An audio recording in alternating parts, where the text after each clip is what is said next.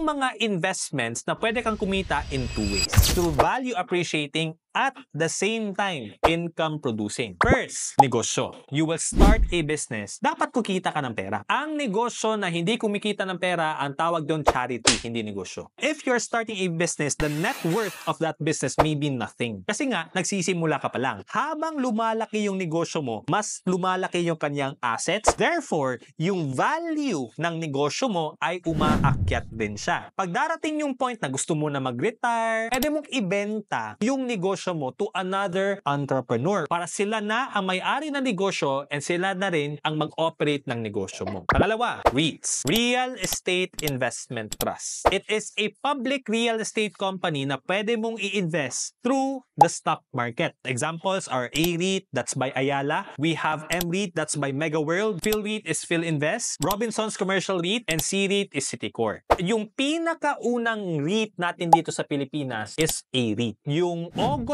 2020, yung IPO nila, initial public offering, ay 27 pesos. As of November 23, 2024, yung value niya is 40 pesos. You have a 4-year growth of 48.15%. Yung average yearly growth niyan is aabot ng 12% per annum. Yung REITs kasi sa Pilipinas, they are required by the government na magbigay ng dividends sa kanilang mga investors. Merong dividend yield ang A-REIT na 5.62% per annum. Paano ba mag-invest sa REIT? Kailangan mo pa rin ng stock brokerage account. Pwede First Metro Securities, Call Financial, BPI Trade, Dragon5, PhilStocks, BDO Securities. Pangatlo, dividend stocks like Globe, BDO, SM, Meralco, and Jollibee. If you notice, etong mga kumpanyang ito ay sobrang laki na to a point hindi mo ma-imagine ang Pilipinas kung wala sila. So sobrang laki din na meron silang extrang pera na pwede nilang ibigay sa kanilang investors. Sa Globe, meron silang 4.76% ng dividend yield, while naman sa Meralco, meron silang 4.43% na dividend yield. Paano ba mag-invest sa dividend stocks? Kailangan mo pa rin ng stock brokerage account. Pang-apat, mutual funds. Etong mga professional fund managers, ang ginagawa nila is nagbubuo sila ng isang portfolio na nakakalat yung mga assets na pag mag-invest ka ng, let's say for example, 1,000 pesos, 100 pesos papunta dito, 100 pesos papunta dyan, 200 pesos papunta dito, 300 pesos papunta dito. Para just in case yung isa hindi masyado nag-perform, pero yung iba ay performing, then i-average out mo yung growth niya, kumita ka pa rin ng pera. So this is an example of a mutual fund in the Philippines. Meron tayong tinatawag na index fund. Ito yung top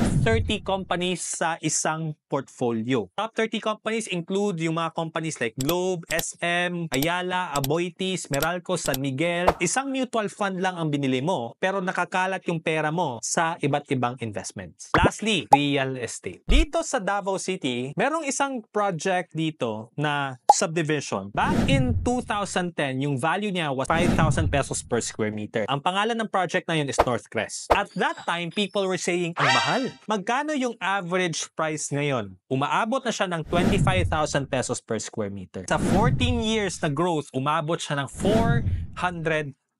Kunin natin yung average, meron tayong 28.57%. Mahal na siya dati, mas mahal na siya ngayon. Yun kasi yung thing about real estate. Habang tumatagal, kung ipon lang tayo ng ipon, darating yung panahon, yes, congratulations, may ipon ka na. Pero yung value ng property na gusto mong bilhin ay umakyat na rin in terms of value. So baka hindi mo pa rin siya ma-afford kahit na may ipon ka na. Pwede bang kumuha ng isang real estate, house and lot, or condominium for the sole purpose na iparent mo siya? Pwede rin. Ang kagandahan naman nun is that habang pinapaupa mo siya, tumataas rin yung kanyang value.